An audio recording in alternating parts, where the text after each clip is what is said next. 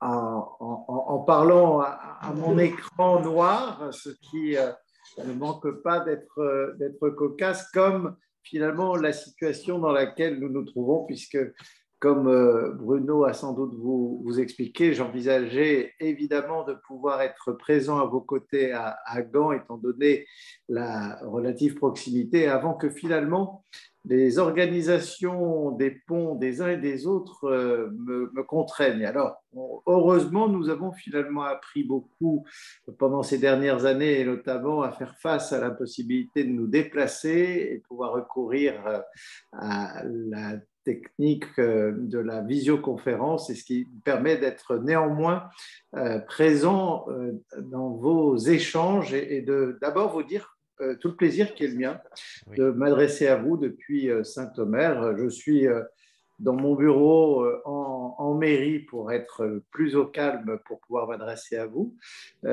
pouvoir m'adresser au réseau que vous formez ensemble de consuls honoraires, et vous dire d'abord que c'est un plaisir de vous retrouver pour ceux que je connais, pour échanger pour la première fois avec ceux que je découvre.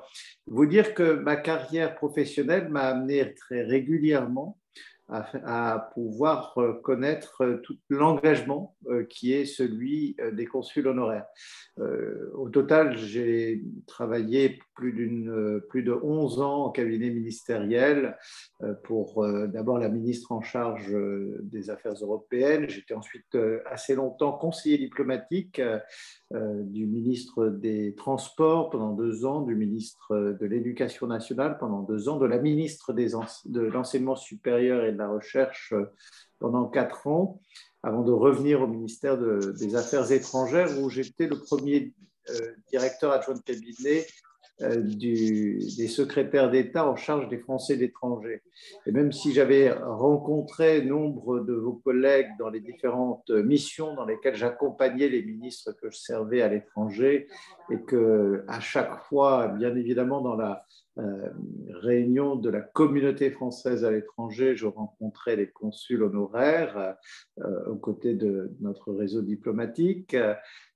C'est davantage encore dans les fonctions au secrétariat d'État aux Français de l'étranger, qui a été créé par le président Sarkozy en 2011, que je me suis plus encore appuyé sur le réseau de nos consuls honoraires sur l'ensemble de la planète.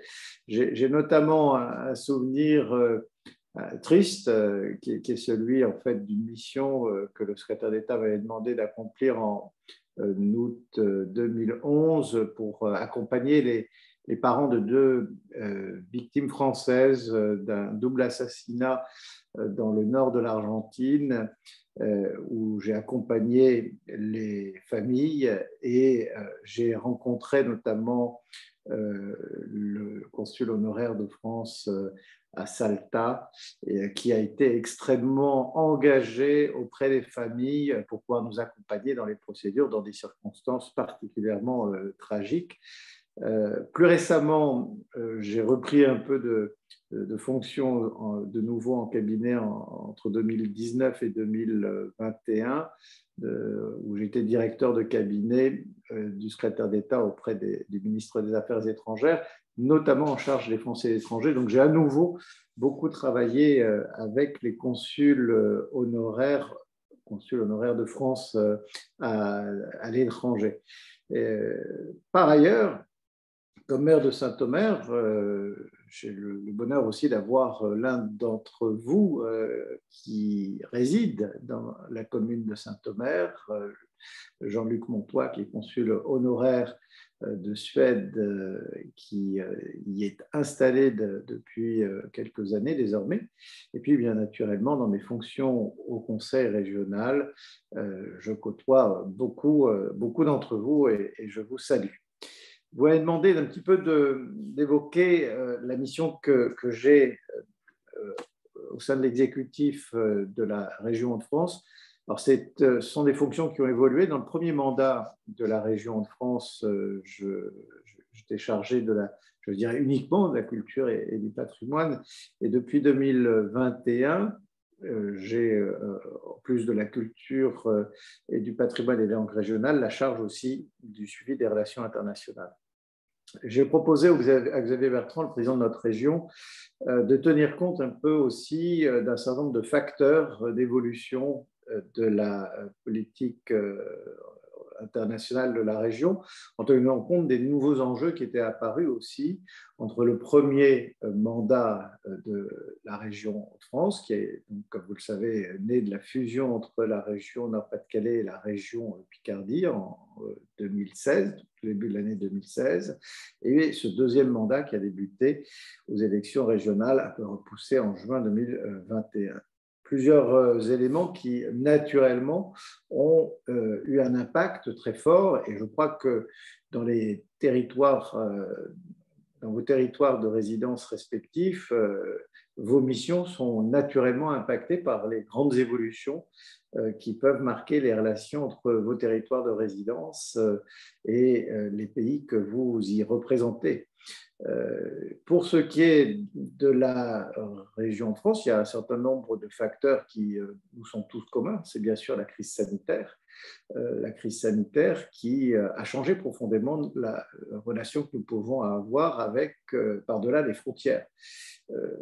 Je crois que je me souviendrai toute ma vie de ce 15 juin 2020, où avec le secrétaire d'État dont j'étais directeur de cabinet, nous avons organisé la réouverture des frontières, de frontières qui nous semblaient non pas des obstacles, mais des traits d'union et qui, pour la plupart des trajets que nous devions faire, en tout cas, étaient totalement invisibles. Mais rouvrir les frontières était un événement après leur fermeture en raison du Covid. Et quelque part, je crois que la crise du Covid a changé aussi un peu la manière dont nous avons finalement vécu la coopération transfrontalière. La coopération transfrontalière qui nous demande beaucoup d'efforts pour pouvoir mettre en place des coopérations, finalement en très peu de temps, et c'est ça qui est inquiétant, a été remise en cause puisque la frontière a été considérée de manière complètement folle peut-être, comme un moyen de se protéger, comme si le virus s'arrêtait aux frontières. Mais toujours est-il que penser les relations internationales d'une région frontalière, c'est naturellement différent après la crise sanitaire qu'auparavant, et ma volonté est de faire en sorte de pouvoir intensifier très rapidement encore les relations transfrontalières pour éviter qu'on puisse, dans 10 ans, 20 ans, 30 ans, ou peut-être jamais, réinterroger de la manière dont nous avons interrogé nos frontières au printemps 2020, considérant que les fermer, c'était une manière de nous protéger. Et donc, je pense que ça, c'est un premier facteur de changement. Un deuxième facteur de changement qui est évidemment très marquant pour la région de France, c'est la mise en œuvre du Brexit. La mise en œuvre du Brexit, elle n'atteint évidemment pas que la région de France, il y a d'autres régions françaises qui sont évidemment très impactées, mais les régions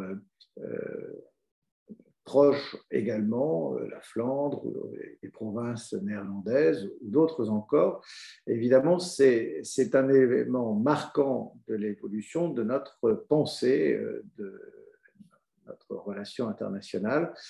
C'est d'ailleurs un des sujets que je suis au sein du Comité européen des régions, dont je suis membre depuis maintenant plus de 11 ans, où j'ai créé, au moment où le Brexit était voté par le peuple britannique, un intergroupe qui rassemble les régions les plus proches des frontières, en tout cas du Royaume-Uni, et qui rassemble évidemment bien au-delà des régions françaises les plus directement concernées. Et donc le Brexit, c'est évidemment un facteur de changement dans notre relation avec le Royaume-Uni, mais quelque part aussi avec les autres régions qui sont concernées le plus directement par le Brexit. Et c'est encore finalement un facteur de rapprochement plus important avec ces régions voisines constituées en Belgique, constituées aux Pays-Bas ou un peu plus loin. Et le troisième grand facteur de changement qui est plus récent encore, bien naturellement la guerre en Ukraine, avec les perturbations d'abord sur nos propres modèles. Évidemment, là, nous étions déjà engagés dans une transformation de notre modèle énergétique avec la sortie d'une économie essentiellement basée sur la ressource extraite de nos sous-sols, avec une sidérurgie et du charbon qui très longtemps avait permis à notre région, et en particulier au versant nord, l'ex-région du Nord-Pas-de-Calais, d'être une région très dynamique. Nous avons engagé avec la troisième révolution industrielle qui a été pensée au tournant des années 2010 pour la région Nord-Pas-de-Calais, dans un prolongement, et nous appelons désormais cette transformation de notre modèle à la fois énergétique mais aussi économique et social, REV 3. Et naturellement, avec la guerre en Ukraine et ses perturbations sur les flux de l'économie énergétique mondiale, eh bien, nous avons naturellement accéléré également cette transformation, et ça a aussi un impact très fort sur la manière dont nous conduisons nos relations internationales. Le président de la République était présent il y a quelques jours à Dunkerque, dans notre région, pas très loin de Gand, pour faire des annonces, et ce sont des annonces de très forts investissements internationaux qui se situent justement dans cette volonté de la région des Hauts-de-France de pouvoir basculer très rapidement sur un modèle fondé sur l'électromobilité, mais aussi sur la recherche aussi d'une production et d'une distribution très importante en termes d'hydrogène. L'hydrogène vert, évidemment, en France, puisque c'est la ligne qui a été définie par l'État. Évidemment, ça a des conséquences sur la manière dont on conduit actuellement aussi nos relations internationales. Ce qui fait que, au total, la région Hauts-de-France, quand elle a été créée, s'était dotée d'une stratégie en matière de relations internationales qui reposait sur 3 axes, dont une délibération en 2017 qui est très claire. Nous avons choisi que ces 3 axes soient prolongés dans la stratégie actuelle, mais s'appuient sur une approche très globale que je vais un peu développer ensuite. Ces 3 axes, c'est d'abord un axe de diplomatie économique. Évidemment, la diplomatie économique, elle s'est beaucoup appuyée sur ce que je viens de dire. C'est notamment le fait que le Brexit, qui est avant tout une grande tristesse pour nous, un frein à nos échanges, un frein à la mobilité entre nos concitoyens, quelque part, a été aussi une opportunité pour notre économie, avec des positionnements, des investissements qui ont choisi d'être ciblés sur notre région pour se situer à la fois à l'intérieur du marché intérieur, mais être à proximité du Royaume-Uni. Et notamment, nous sommes la région qui accueille le plus d'investissements internationaux dans le domaine de l'industrie de toute l'Europe. Et les chiffres ont été confirmés par les différentes annonces qui ont été faites il y a quelques jours. Nous souhaitons, et cela m'amène évidemment très régulièrement à me rendre à l'étranger sur un certain nombre de dossiers. Alors, ceux qui ont été annoncés dernièrement ou il y a plusieurs mois sur le dossier de Chemours qui a investi dans le sud de la région, dans l'Oise. Et cela nous conduit à d'ailleurs repenser la manière dont nous travaillons sur la diplomatie économique pour nous rassembler, région Hauts-de-France, Chambre de commerce et d'industrie régionale et l'agence d'attractivité North France Invest sous un chapeau commun qui s'appellera désormais Hauts-de-France International et qui sera formellement d'ailleurs lancé mardi prochain. Nous souhaitons travailler plus rassemblés encore. Nous le faisions dans les outils qui ont été mis en place par l'État, notamment Team France Export, mais nous le faisons au niveau local pour faire en sorte de définir ensemble une feuille de route. Nous nous retrouvons, le président de la Chambre de commerce de région, Philippe Jourdain, le président de l'agence d'attractivité d'Air France Invest, Luc Doublet, et moi-même, avec mon collègue en charge de l'économie, Philippe Beauchamp, tous les mois, pour pouvoir faire en sorte de définir notre feuille de route, de voir la manière dont nos dossiers avancent et définir ensemble les missions pour lesquelles nous allons travailler ensemble, que cela puisse se situer, comme par exemple il y a quelques jours sur des coopérations avec la Flandre dans le domaine de la santé, ou dans quelques semaines la représentation de la région Hauts-de-France dans les fêtes de la France à Düsseldorf, etc., etc. Donc cet axe de diplomatie économique qui a été défini dans notre stratégie internationale en 2017 est maintenu, mais il s'inscrit naturellement dans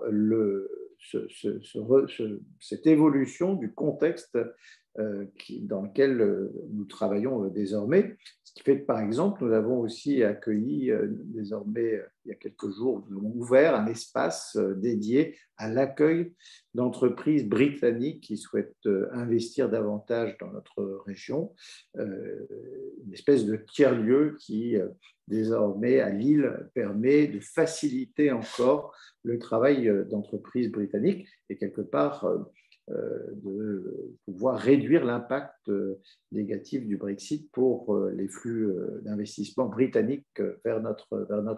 Le deuxième axe de la stratégie internationale de la région, il est toujours valable. Il s'agit d'un axe sur l'énergie, mais là, cette fois-ci, l'énergie pour l'Afrique. Une volonté de pouvoir accompagner l'effort qui était celui de Jean-Louis Borloo sur cet objectif d'électrification de l'Afrique, mais qui, pour nous permet finalement d'entraîner également l'ensemble de l'écosystème en matière d'énergie de notre région dans des projets de coopération qui sont des projets de type gagnant-gagnant. C'est-à-dire que nous accompagnons financièrement un certain nombre d'objectifs dès lors qu'ils sont portés à la fois par des entreprises, des entités de notre région, entreprises, universités, laboratoires de recherche et un partenaire africain, ce qui nous assure finalement d'avoir ainsi des résultats positifs à la fois pour le territoire qui accueille le projet et puis également pour nos entreprises qui se développent ainsi à l'international. On assiste souvent à des très beaux résultats avec du prototypage qui peut être réalisé par ce biais. Nous avons, depuis 2017, soutenu 23 projets dans 13 africains et au total, c'est près de 90 acteurs français et africains qui ont été impliqués, dont 55 acteurs de notre région, dont 27 entreprises. Donc, c'est aussi une volonté de faire en sorte que la stratégie internationale elle soit pensée pour profiter à la fois à des partenaires internationaux, ici à des partenaires africains, mais aussi à nos acteurs régionaux. Et puis le troisième axe qui avait été défini en 2017 reste toujours valable. Il s'agit de la mobilité des jeunes. C'est même peut-être encore plus nécessaire pour le faire. Nous sommes finalement dans une situation assez paradoxale dans notre région. Nous considérons que nous avons une chance, c'est notre géographie qui nous place proche de frontières, même si le statut de ces frontières a été bouleversé, notamment évidemment avec le Brexit. Mais malheureusement, nous avons une population qui est très peu mobile. Et très, très souvent, la mobilité se réduit à des très courtes distances. La mobilité à l'intérieur de la région est déjà un défi. M'occupant de culture par ailleurs, je vois bien combien il est difficile d'envisager que les structures culturelles d'un versant puissent accueillir un public venant de l'autre. même lorsque on est un acteur culturel aussi important que le Louvre-Lens, le public qui vient de la Somme est très faible. Quant à celui qui viendrait de l'Oise ou de l'Aisne, il est quasi inexistant. Donc, nous avons un vrai défi sur la mobilité intra-régionale.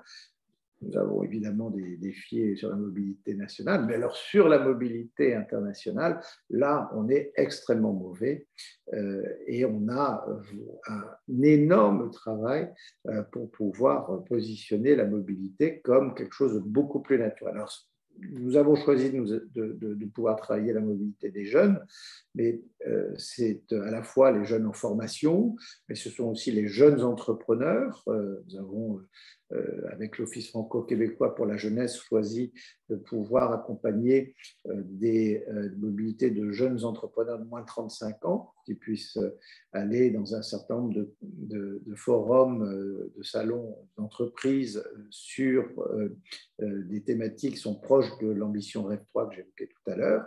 Et donc, la mobilité des jeunes, c'est des jeunes qui ont des statuts très différents sur lesquels on peut s'engager. J'ai rencontré cette semaine, la secrétaire générale de l'Office franco-allemand pour la jeunesse, et nous allons travailler sur le renforcement d'une mobilité pour les jeunes en formation professionnelle. Donc, ces différents axes qui ont été pensés au moment où naissait la région Hauts-de-France sont toujours valables, mais en même temps, en tenant compte des facteurs d'évolution liés à la crise sanitaire et la fermeture des frontières, le Brexit qui a modifié nos frontières vis-à-vis du Royaume-Uni, la guerre en Ukraine, nous avons choisi aussi de pouvoir renforcer nos coopérations avec notre voisinage immédiat. Donc une politique de voisinage qui s'explique par une intensification d'un certain nombre des dispositifs que j'ai pu évoquer sur notre voisinage, comprenant à la fois le Benelux, l'ensemble des îles britanniques, le Royaume-Uni ou l'Irlande, les zones avec lesquelles nous sommes en coopération, notamment le Maryland et le Québec, pour des raisons historiques, bien sûr l'Allemagne rhénane, la Thuringe et la Silésie, la voïvodie polonaise, avec lesquelles il y avait des accords de partenariat très anciens. Parlant d'ailleurs de ces deux derniers partenaires, nous travaillons sur la question de la reconstruction de l'Ukraine dans une coopération qui va s'appuyer sur notre coopération du triangle régional de Weimar qui rassemble les Hauts-de-France, le Land de Rhénanie du Nord-Westphalie et la Silésie.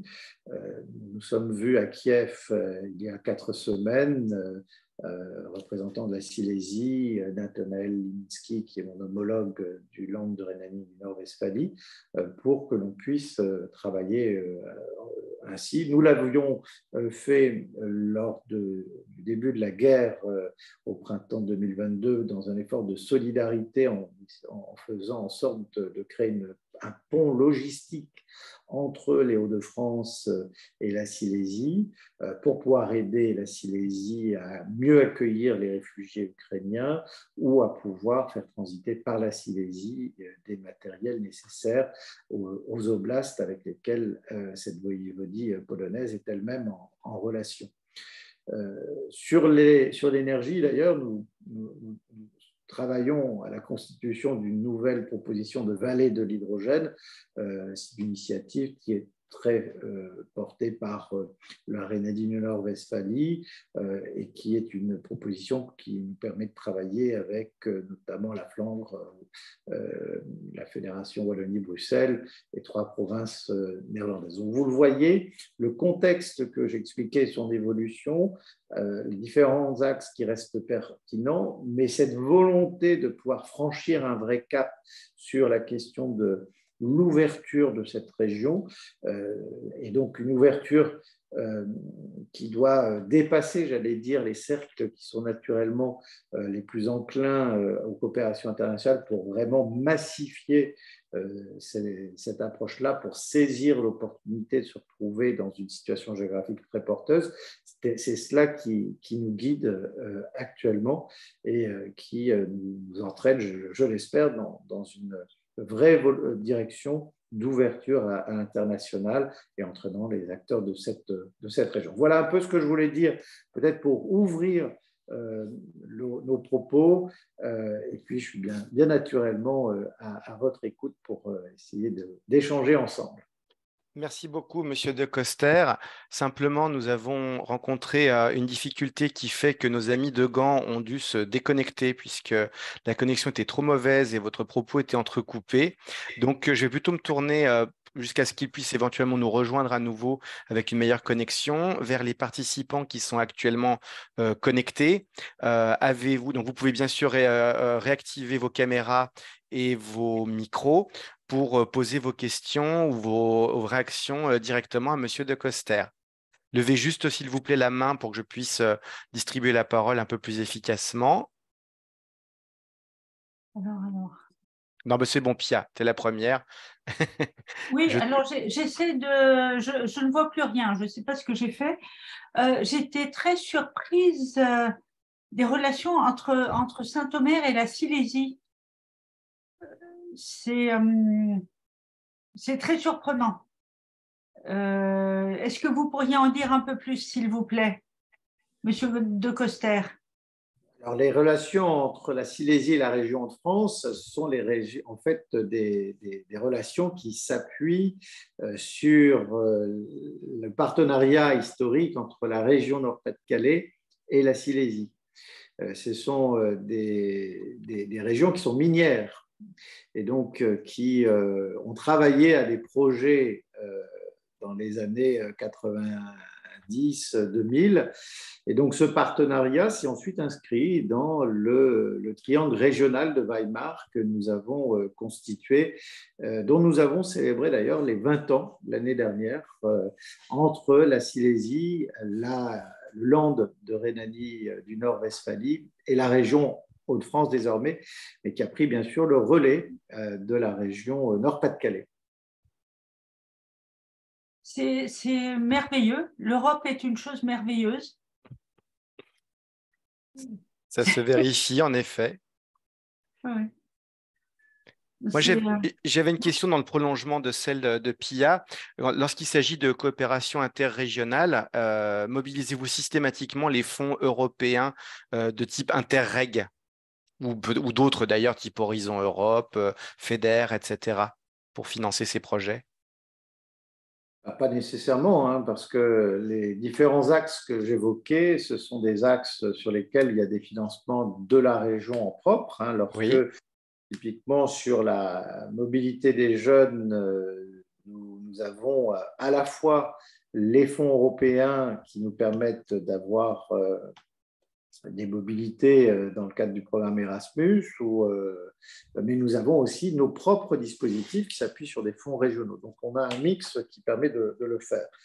Après, on a naturellement, parce que nous sommes le secrétariat de 3 programmes Interreg, nous sommes, je pense, la région en Europe qui concentre le plus de secrétariats de programmes Interreg. Donc, on a évidemment toute une série d'actions qui sont menées avec à la fois les fonds de la coopération territoriale européenne, avec les différents objectifs qui sont poursuivis pour chacun d'entre eux. Et puis, on a bien sûr les fonds européens dont nous sommes autorité de gestion. Et là, on vient de terminer évidemment la présentation des nouveaux programmes opérationnels il y a quelques semaines et on est engagé sur la nouvelle programmation.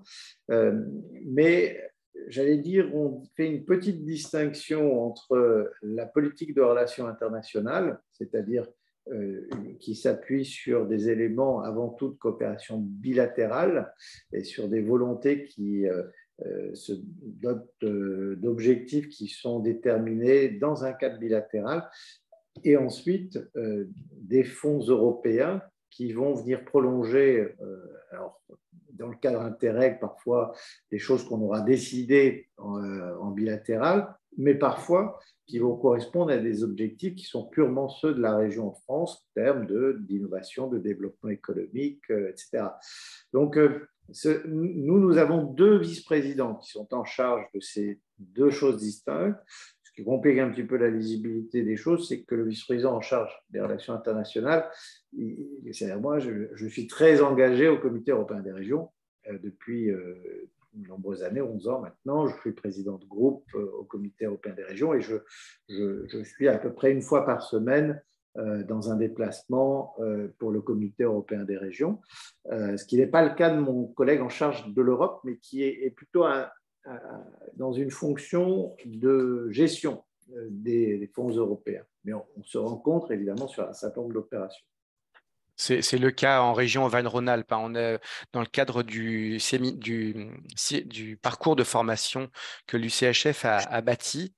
Nous avons eu le témoignage très intéressant de Bruno Chiaverini, qui est le directeur des relations internationales de la région Auvergne-Rhône-Alpes, qui a déjà plus de 30 ans d'expérience dans une région, elle aussi transfrontalière avec la Suisse et l'Italie. Et il nous a fait un exposé très, très intéressant. Et il a mentionné également le fait que dans les régions françaises, il y avait une distinction entre la vice-présidence aux relations internationales pures et celle au fonds européen, mais que les deux, effectivement, étaient amenés à collaborer, notamment du fait que les régions françaises sont souvent points de contact nationaux de bien des programmes européens. Après, c'est toute la question d'être, entre guillemets, juge et partie lorsque la région elle-même se porte candidate sur un programme et qu'elles doivent presque s'auto-saisir, si j'ose dire. Par contre, la question que moi je me posais, c'est une région française, elle a des compétences donc avec les lois de fer et les autres lois qui l'ont complétée.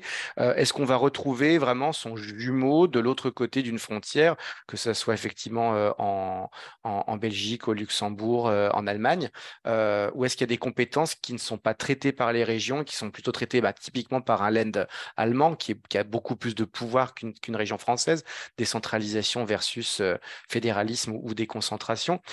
Comment ça se gère en fait concrètement, cette disparité de compétences? Effectivement, enfin, la première réponse est dans votre question. Il y a pas d'équivalent aux régions françaises. Et de toute manière, s'il y en avait un, comme les régions évoluent elles-mêmes, et j'espère bien qu'on aura encore possibilité de faire évoluer la décentralisation française pour que ça devienne une vraie décentralisation. C'est une petite décentralisation pour l'instant, même si je dois dire que la fusion de la loi NOTRe fait que les régions, par leur taille et leur masse démographique, tout ça fait que nous sommes devenus des interlocuteurs plus évidents encore pour les régions qui sont de l'autre côté de la frontière.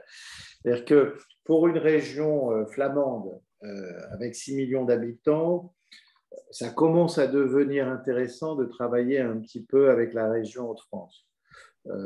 Même si, évidemment, on n'a pas du tout les mêmes pouvoirs que la région flamande. Alors, je parle en plus des Flamands, puisqu'eux, ils ont une superposition exacte entre ce qui ressort de la région et de ce qui ressort de la communauté. Ce qui n'est pas le cas quand on va travailler avec les francophones, où là, entre communauté et fédération, on ne va pas être dans les mêmes périmètres géographiques, ce qui est toujours un peu compliqué à expliquer à mes collègues du conseil régional. Mais encore que, bon, on y arrive bien. Les lenders, on a de la chance d'avoir, moi je le dis comme je pense, on a une grande chance d'avoir eu cette relation historique avec Rhénanie du Nord-Westphalie, un petit peu comme pour la Silésie tout à l'heure, parce qu'on est dans la Ruhr et que donc c'est un petit peu la même histoire de ce bassin sidérurgique qui a dû penser un petit peu sa reconversion, qui est beaucoup passé aussi par l'industrie automobile pour les mêmes raisons, etc.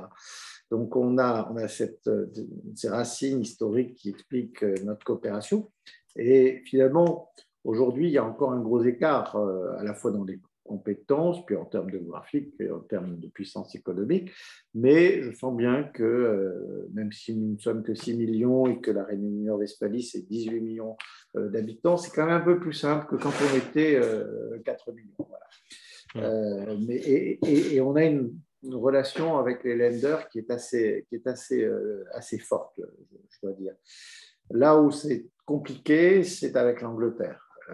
Parce que là, pour le coup, on n'a pas du tout d'équivalent à nos régions et que c'est très variable d'un territoire anglais à l'autre, tandis qu'on travaille bien, en tout cas, on a eu une bonne écoute de la part des gouvernements dévolus, les Gallois en particulier, les Écossais d'une autre manière. Là où on a un petit peu de mal, mais je vous ai parlé de notre projet de vallée de l'hydrogène, on va travailler avec 3 provinces néerlandaises, même si, voilà, province néerlandaise, région française, ce n'est pas la même chose, mais on s'appuie là sur la coopération transfrontalière germano-néerlandaise. Voilà. Donc, on s'appuie comme ça. Donc, finalement, j'allais dire à chaque fois, c'est bien pour ça qu'on est dans une relation internationale, on est dans un cadre qui va être à chaque fois unique. Et donc, il faut avoir une organisation qui va dépendre, tenir compte des différences de compétences, des différences d'outils, de capacités d'action. Mais il faut que ça fonctionne. Et c'est un peu notre travail. Voilà. D'accord. Y a-t-il d'autres questions dans la salle, entre guillemets, la salle numérique? Roselyne. Oui, oui, moi, justement, je voudrais élargir donc le débat, rebondir un petit peu sur l'international. Justement, quels sont les critères de sélection dont vous disposez ou comment procédez-vous pour justement pouvoir entrer en contact avec ce que j'appelle l'international? Par exemple, vous citez le continent africain comme exemple. Nous, là-bas en Amérique latine, puisque moi je représente la Bolivie en consul honoraire à Marseille, il est difficile de savoir si c'est vous qui prospectez ou s'il faut en faire des demandes auprès de vous.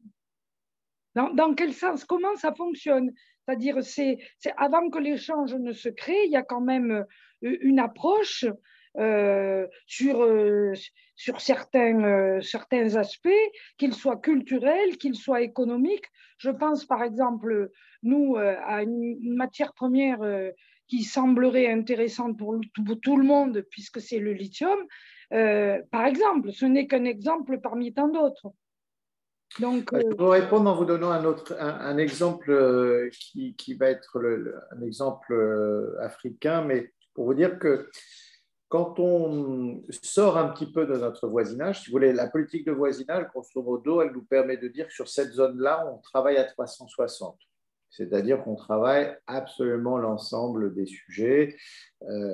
Et je dis à mes collègues que dans leur champ thématique, ils doivent avoir des prolongements naturels sur ce voisinage. Quand on est en dehors de ce voisinage, là, ça va être sur des thématiques spécifiques. Et donc, ça peut venir dans les deux sens. Je vous dis ça en ayant en tête, par exemple, la relation que nous avons avec la Namibie. La Namibie n'est pas évidemment dans notre voisinage, mais nous avons reçu le président de la République de Namibie au siège de région. Je suis allé moi-même ensuite à Windhoek il y a quelques semaines, quelques mois maintenant, parce qu'il y a une volonté de travailler sur l'énergie renouvelable.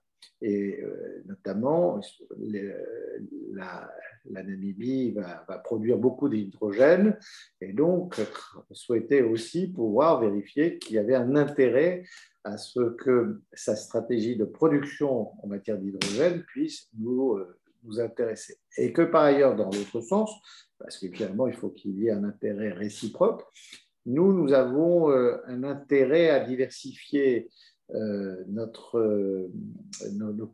partenariats portuaires parce que nous avons le grand port maritime de Dunkerque et que pour l'heure,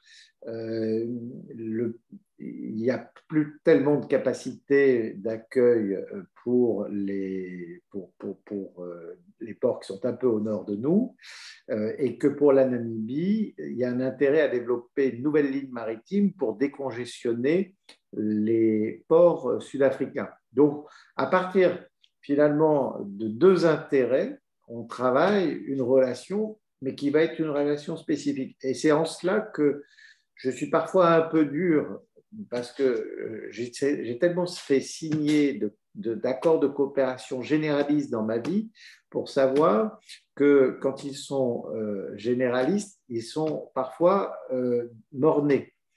Et qu'il vaut mieux souvent savoir être raisonnable sur les champs de notre coopération pour qu'ils puissent être travaillés et qu'on ait une coopération efficace. Je sais que lorsque j'ai fait cette proposition-là au départ, il y avait un petit peu d'inquiétude. Mais au contraire, je pense que ça permet au contraire de montrer que les relations internationales, elles servent les deux partenaires et de manière efficace. Donc voilà, je dirais que c'est assez spécifique à chaque relation. Il faut trouver notre point d'intérêt et puis ensuite nous concentrer. Merci. Y a-t-il encore une dernière question? Sinon, moi, j'en ai une. Vous avez commencé. Ah, oui. Monsieur Mourmand en avait une. Ah, d'accord. Oui, bonsoir François. On se connaît bien. Donc, je suis consul honoraire d'Ukraine pour les Hauts-de-France. Donc, je côtoie François de temps en temps dans les sujets qui effectivement me concernent plus particulièrement. Alors, bien sûr, je reviens sur ce voyage que vous avez fait il y a 4 semaines. Est-ce que l'on, sans dévoiler des choses qu'on ne peut pas forcément expliquer, est-ce que le plan de reconstruction va se mettre un peu en place pour la France, en particulier pour notre région, bien sûr, sachant que, entre autres, les Anglais ont pris un temps d'avance, je crois, sur les projets de reconstruction sur différentes villes, Kharkiv, entre autres. Là, est-ce qu'on peut dire des choses sur cette rencontre d'il y a 4 semaines? Alors, d'abord, moi j'en suis revenu, Étienne, avec un message que je passe beaucoup au Conseil régional, c'est qu'il faut arrêter de se poser la question du moment de la reconstruction. La reconstruction, c'est maintenant. C'était en ce sens important qu'on y aille. On est allé donc la conférence des présidents du Comité européen des régions, mais on n'était pas les seuls. J'y retrouvais précisément mon homologue allemand de Rhénanie-Nord-Westphalie. Il y avait d'autres régions françaises. Renaud Muselier y était, Grand Est y était, et la région Île-de-France y était également.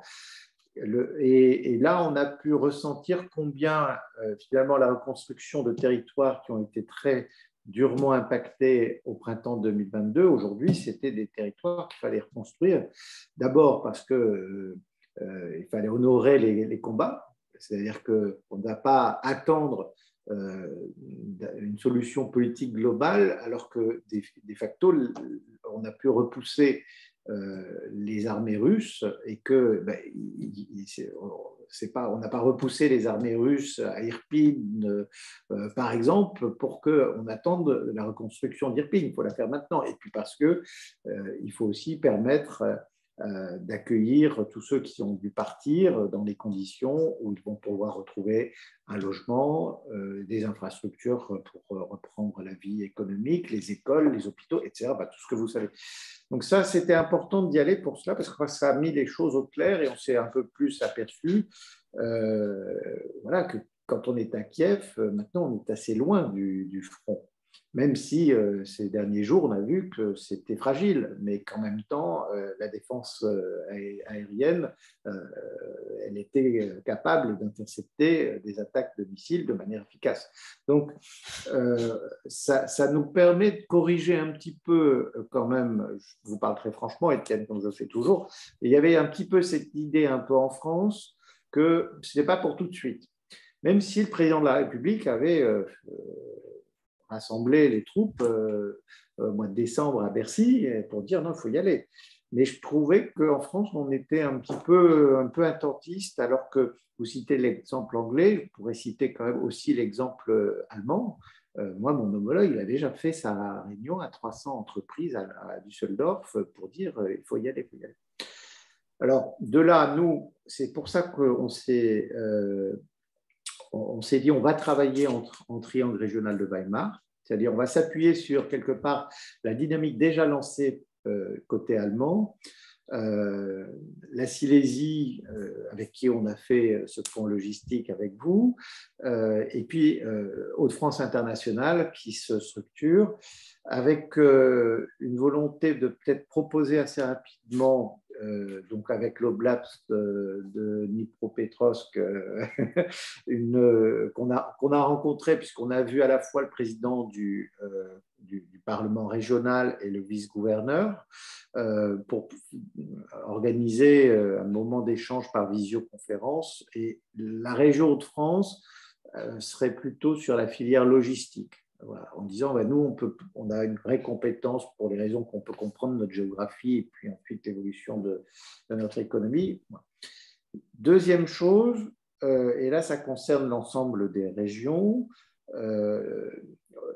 j'ai revu en fait mon ami Pierre Heilbronn, qui est maintenant donc envoyé spécial du président de la République pour la reconstruction de l'Ukraine.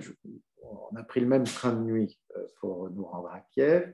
Et Pierre, je le connais bien parce qu'on a été en cabinet en même temps, etc. Donc, la semaine prochaine à Bruxelles, j'ai organisé un dîner mercredi avec Pierre Heilbronn et les membres français du Comité européen des régions et les délégations des régions de France à Bruxelles. Comme ça, il va pouvoir nous expliquer aussi comment ça s'organise et quelque part, je pense que chacun va s'observer un petit peu. Donc, voilà. Donc, c'est bien aussi qu'il y ait eu cette décision de l'État d'avoir un point focal bien identifié pour pouvoir entraîner un petit peu aussi les collectivités et les régions en particulier. Merci beaucoup pour cette explication. Ça permet d'y voir un peu plus clair sur une situation qui est difficile à négocier puisqu'on est dans une situation exceptionnelle. Et puis, bien, je reste à disposition, hein, tu le sais bien, enfin, vous le savez bien, pour aider et participer à. Quand j'ai été nommé, l'ambassadeur d'Ukraine voulait absolument me nommer au titre de l'économie et pas spécialement du social. Aujourd'hui, je crois que je suis un consul honoraire social, plus qu'autre chose, compte tenu de toutes ces Ukrainiennes qui sont arrivées sur notre territoire. Et mon Dieu, combien c'est important, cette côté humanité. Voilà, merci. Merci, Étienne. J'ai une question là. Oui. Oui. Je peux poser une question? Avec plaisir. Oui, d'abord, je tiens à saluer la belle conférence de M. Decoster. Franchement, on a beaucoup appris. Et j'ai salué également la diversité des actions, le dynamisme de sa région. Et ce qui a attiré mon attention en tant que représentant plutôt de la Mauritanie, du consulat de Mauritanie, c'est les projets et l'approche win-win qu'il a évoquée, c'est-à-dire l'approche plutôt partenariale ou gagnant-gagnant qu'il a évoquée. Et je voudrais un petit peu rebondir sur ça, revenir un petit peu sur ça, le vingtaine de projets, 23 projets, je pense, d'Afrique. Et surtout, il a fait allusion aussi à un grand projet qui, à l'époque, nous a fait rêver, le projet de boulot sur l'électrification de l'Afrique. Maintenant, on se rend compte tous que l'électrique prend le dessus dans l'équation stratégique internationale, même pour les voitures, pour tout.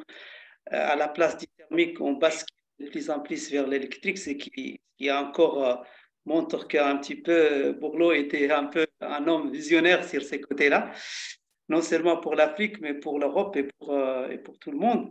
Maintenant, concernant l'Afrique, est-ce que vous pouvez nous dire quelques exemples des projets pour l'Afrique francophone? Parce que également, ce que vous avez dit est très pertinent concernant la diplomatie économique, car je considère naturellement que la diplomatie économique doit prendre sa place dans la francophonie pour être un véritable levier justement de convergence et de rapprochement entre les membres de la francophonie ou de l'espace francophone en général.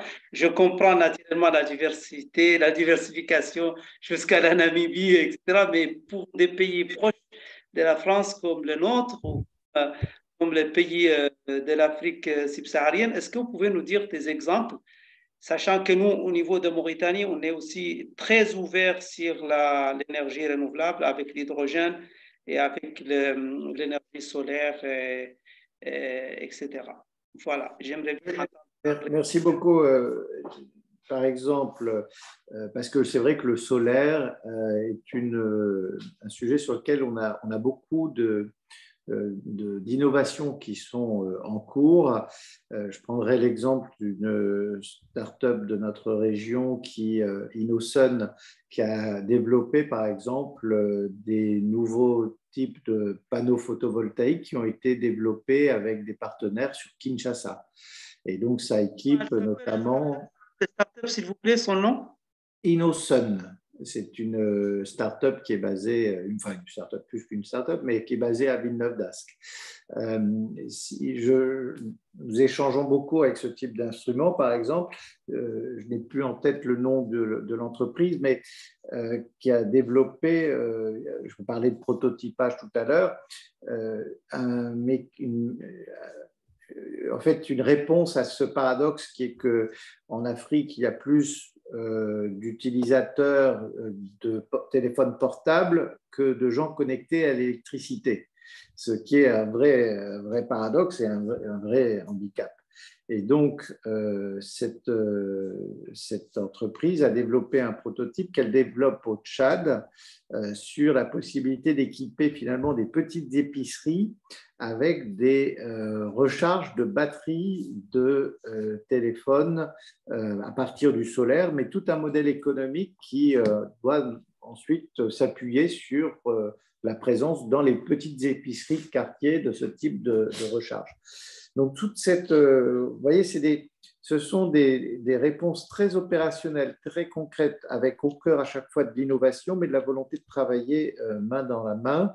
Et donc, ça, n'hésitez pas à prendre contact avec notre direction des relations internationales. On a organisé régulièrement des grands forums de l'énergie pour l'Afrique, où on est revenu justement sur tous les projets qui ont été réalisés ou qui sont en cours. Et donc, évidemment, nous, on rend toutes ces informations publiques parce que mon objectif, c'est que toutes celles et ceux qui souhaitent pouvoir s'engager dans cette coopération connaissent cette possibilité-là. Notre intérêt, c'est qu'on puisse diversifier les projets et ne pas avoir une concentration géographique ni même thématique, mais de faire en sorte, au contraire, que l'ensemble des pays puissent savoir qu'il y a une région en France qui a développé une coopération dans le domaine de l'énergie pour l'Afrique, mais sous un mode partenarial. Voilà. Donc, n'hésitez pas. J'aimerais bien avoir les contacts, s'il vous plaît, si possible, l'email.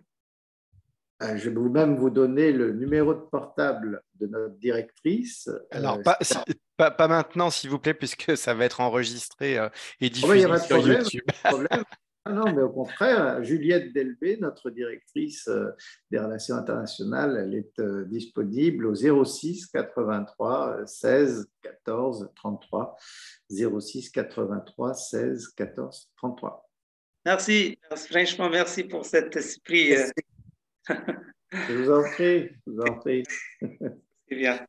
Je vous propose puisqu'on a dépassé un tout petit peu l'heure de la petite heure qu'on avait réservée pour ces échanges, que j'ai trouvé personnellement passionnants, qui mettent bien en lumière en plus le rôle des régions, mais également, comme vous l'avez dit au début de votre propos, Monsieur De Coster, le rôle aussi important que les consuls peuvent jouer justement pour fluidifier, pour créer les rencontres, révéler les liens, comme j'ai personnellement coutume de dire, entre les individus et même les personnes morales et les personnes publiques en particulier. Donc, il ne nous reste plus qu'à vous remercier, de nous excuser encore une nouvelle fois pour avoir perdu nos amis de Gand qui vous retrouveront en replay, puisque cette vidéo sera uploadée sur notre chaîne YouTube dans les prochaines heures. Merci encore beaucoup à vous qui étiez à distance d'y avoir participé.